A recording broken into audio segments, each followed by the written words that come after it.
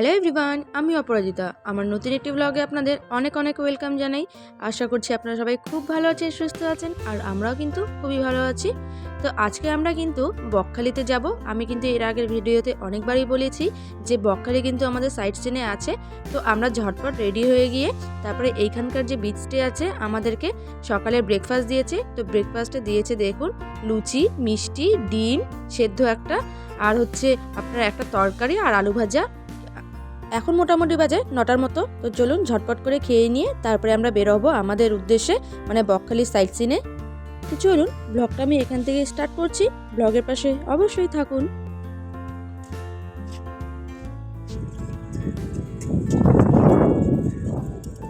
ঘরে বাইরে বিচ স্টের পাশেই কিন্তু রয়েছে এই সমুদ্র।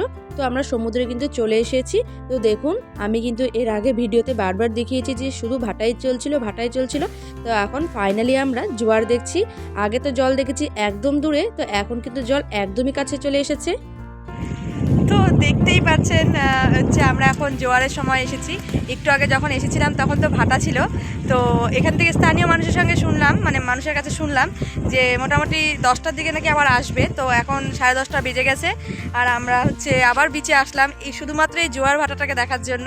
যে জোয়ার এতদিন তো বইয়ে পড়তাম যে জোয়ার আর ভাটাটা, তো এবার সত্যি কথা বলতে দেখছি জোয়ারটা। কালকের থেকে তো ভাটাই দেখে যাচ্ছি, ভাটা তো একদম অনেক দূরে জল দেখা যাচ্ছিল, আর এখন তো এই যে একদম কাছে জোয়ার। মানে জোয়ার আর ভাটাটাকে চোখের সামনে দেখলাম, খুব ভালো লাগছে। একটা চাক্ষুষ একটা প্রমাণ দেখলাম আর কি, সত্যি কথা বলতে। এটা তো আমাদের কাছে টোটালি নতুন ব্যাপারটা। তো এইখানে আমরা কিছুক্ষণ ঘোরাফেরা করে আমরা চলে যাব বকখালির দিকে। আমাদের সকালের ব্রেকফাস্ট হয়ে গেছে, স্নান টান সব আমরা রেডি হয়ে একদম বেরিয়ে গেছি। আমাদের টোটোও দাঁড়িয়ে আছে সামনে। তো আমরা এইখানে কিছুক্ষণ কাটিয়ে তারপরে বকখালির উদ্দেশ্যে যাব, তারপরে বকখালিটা টোটালটা দেখাবো। আমরা একাই এসেছি, হ্যাঁ আরও অনেকেই আছে, চিনি না, পরিচয় হয়েছে বুঝলি তো এখানে এসে। এই যে বাচ্চাটা রয়েছে, এই বাচ্চাটার বাড়ি কিন্তু এর পাশেই রয়েছে। তো এই বাচ্চাটা কিন্তু আমাকে জলে নামতে অনেকটা সাহায্য করেছিল। সেই সেই জলের মধ্যে পুরো কি দারুণ। তো আমাদের হচ্ছে ওই বিচটা দেখা হয়ে গেছে, জোয়ার ভাটা দেখে তো খুব খুশি। অনেক ছবি, অনেক ফটোস তুলে নিয়েছি। আর তারপর হচ্ছে আমরা আবার চলে এসেছিলাম আমাদের বিচতে, যেখানে আমরা কাল রাতে স্টে করেছিলাম। তো সেখান থেকে আমরা টোটোতে উঠে গেছি, আর টোটোতে করে যাচ্ছি ইটের রাস্তা দিয়ে, আর নাচতে নাচতে পুরো ডান্সিং কারের মতন যাচ্ছি গ্রামের ভিতর দিয়ে ইটের রাস্তা। এই যে খুব ঝাঁকুনি হচ্ছে, যা খেয়েছি সব অজব হয়ে যাবে এখনই। তো মনে হয় হাইওয়েতে উঠবে, এখান থেকে হাইওয়েতে উঠে তারপরে মনে হয় যাবে। তো চলো এবারে বকখালি যাচ্ছি, বকখালিটা আমি দেখিয়ে দিচ্ছি।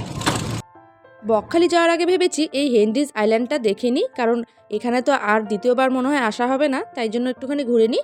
আর এই আইল্যান্ডটা হলো, এখানে প্রচুর মাছের চাষ হয়, আর এখানে হচ্ছে ম্যানগ্রোভ অরণ্যর কিন্তু অনেক বড় মানে বাগান রয়েছে। ঢোকার মুখেই কিন্তু আপনাকে এন্ট্রি টিকিট কাটতে হবে। তো এন্ট্রি টিকিট ছিল 5 টাকা করে পার হেড, আর টোটোর টিকিটও কেটে নিতে হবে। তো আমরা এটা কেটে নিয়ে তারপরে এখন ফাইনালি হেনরিজ আইল্যান্ডে ঢুকবো। এই যে এই ঘরগুলো দেখতে পাচ্ছেন, এখানেও কিন্তু থাকা যায়, মানে এখানে আগের থেকে বুকিং করলে এখানেও থাকতে পারবেন। এগুলো একটা রিসর্ট, তো আমরা এখানে থাকিনি, আমরা ওখানেই ছিলাম। দেখতেই পাচ্ছেন কত সুন্দর সুন্দর দারুণ মানে বানানো রিসর্টগুলো। এখানে কিন্তু বিশাল বড় বড় পুকুর করা হয়েছে, এখানে প্রচুর মাছের চাষ হয়। এই আইল্যান্ডে কিন্তু মানুষ বেশিরভাগ এই মাছ চাষটাই দেখতে আসে। এই যে এটা হলো ওয়াচ টাওয়ার, ভেবেছিলাম যাব, বাট এটা বন্ধ, কাঁটা দিয়ে আটকে রেখেছে, তো যাওয়া হলো না। বকখালি যাওয়ার আগে আমরা তো বকখালি যাবো, বাট বকখালি যাওয়ার আগে ছিল হেনরি আইল্যান্ড। তো প্রথমে আমরা হেনরি আইল্যান্ডে এলাম, এসে হচ্ছে মাছ চাষ টাছ সবই দেখলাম। এবার দেখছি হচ্ছে সুন্দরী গাছের বাগান। ফরেস্ট আর বাগান কি আলাদা?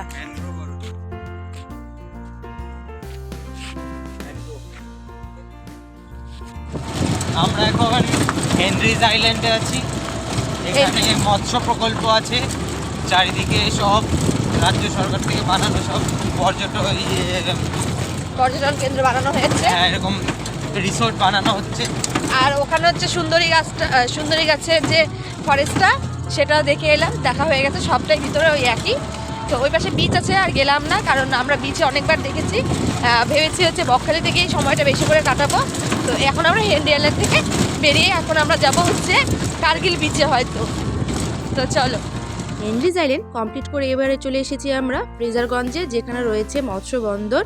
প্রচুর ট্রলার রয়েছে, সেই ট্রলারে করে মাঝিরা মাছ ধরতে যায় আর এখানে এসে মানে মাছগুলোকে নামায়। তো সেটাই হচ্ছে একটা স্পট হয়ে গেছে ঘোরার। তো সেখানে আমরা যাচ্ছি, তো টিকিট কেটে নিয়েছি জনপ্রতি 5 টাকা করে, আর আপনি যদি টোটো নিয়ে যান তো টোটোর ভাড়াটা 10 টাকা করে নেবে। আমরা এখন আছি বেনফিশ, মানে ফ্রেজারগঞ্জে বেনফিশ আর কি হারবারও বলা হয়। এখানে মাছেদের যে কাঁচা মাছগুলো সেখানে আনা হয়। চলো হাঁটতে। সেই কাঁচা মাছগুলো এখানেই সব জায়গা থেকে আসে, এখান থেকে আবার অন্য জায়গায় চলে যায়। আমরা সেখানেই আছি, দেখার জন্য আসলাম। চলো দেখা যাক কি কি দেখতে পারি।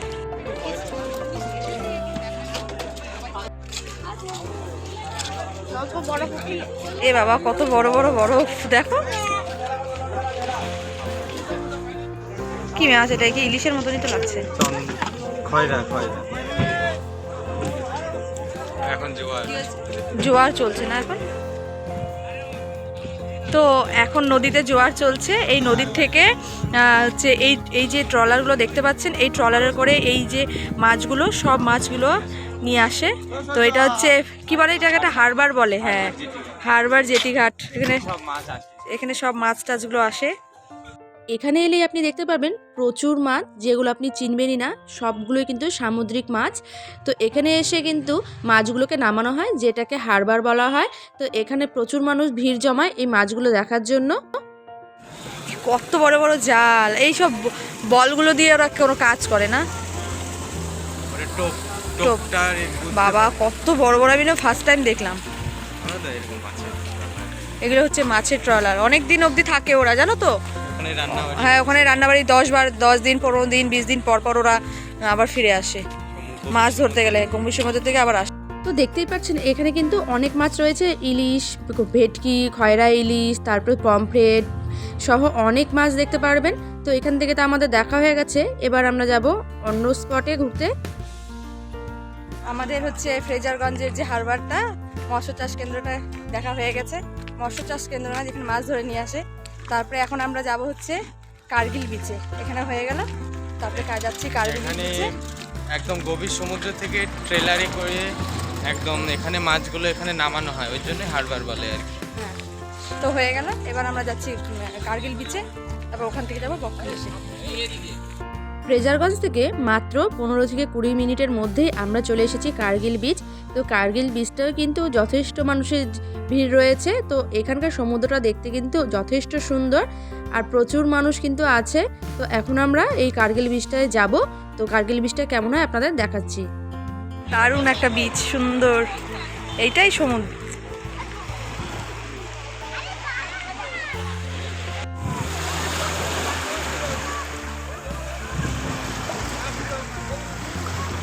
তো দেখতেই পাচ্ছেন এই কার্গিল বিচটা কত সুন্দর, একদম সমুদ্রটা নীল, খুব সুন্দর করে কিন্তু বাঁধানো রয়েছে। আপনি এসে এখানে বসে বসে সমুদ্রটাকে উপভোগ করতে পারবেন, যেমন দীঘায় সুন্দর করে বাঁধানো, সেমভাবে কিন্তু এখানেও বাঁধানো রয়েছে। এই কার্গিল বিচটা এতটা ভালো লেগেছে, আমরা দুজন বসে অনেকক্ষণ সময় কাটাচ্ছিলাম। এখানে তো বসার জায়গা রয়েছে, দেখতেই পাচ্ছেন।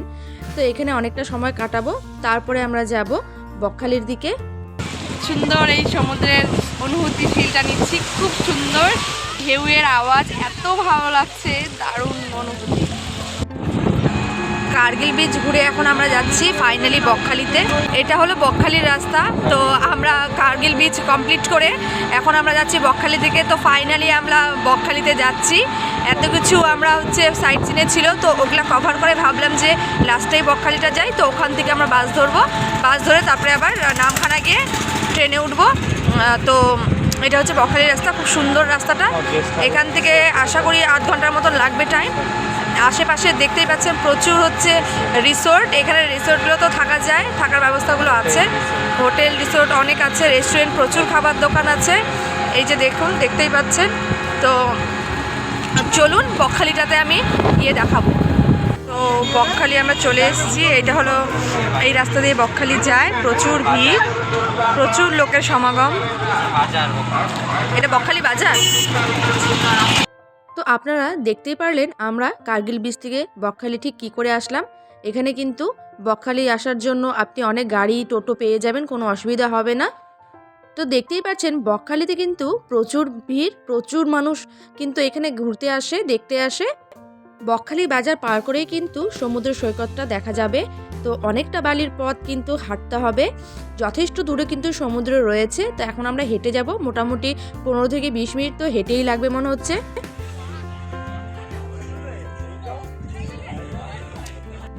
ভিজে গেল? ভিজছে? ভিজে নাই। সো ফাইনালি আমরা অনেকটা পথ হেঁটে বকখালি বাজার থেকে চলে এলাম। বকখালি ব্রিজটা যে সুন্দর, দারুণ, অসাধারণ লাগছে।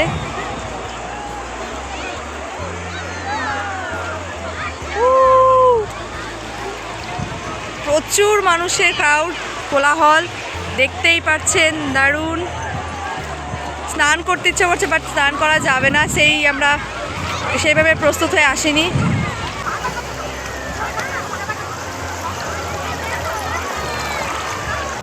এত সুন্দর একটা সমুদ্র বীচ, তো এখানে এসে তো অনেকক্ষণ সময় কাটাতেই হয়। তো আমরা অনেকক্ষণ এখানে সময় কাটাবো, তারপরে আমরা চলে যাব। তো দেখতেই পাচ্ছেন আমি এতটা খুশি এই সমুদ্রে এসে, খুবই ভালো লাগছে। আর সত্যি কথা বলতে স্নান করতে তো সমুদ্রে খুবই ভালো লাগে, বাট সেই প্রস্তুতি নিয়ে আমরা আসিনি। তো নেক্সট টাইম এলে অবশ্যই স্নান করব।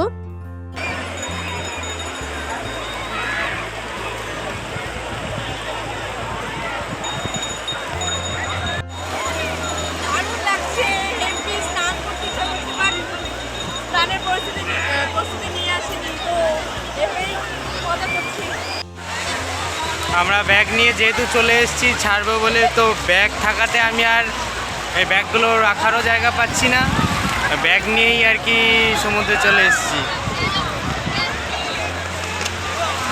ব্যাগ নিয়েই ভিডিও হচ্ছে, দুটো ব্যাগ, পিছনে একটা ব্যাগ, সামনে ব্যাগ।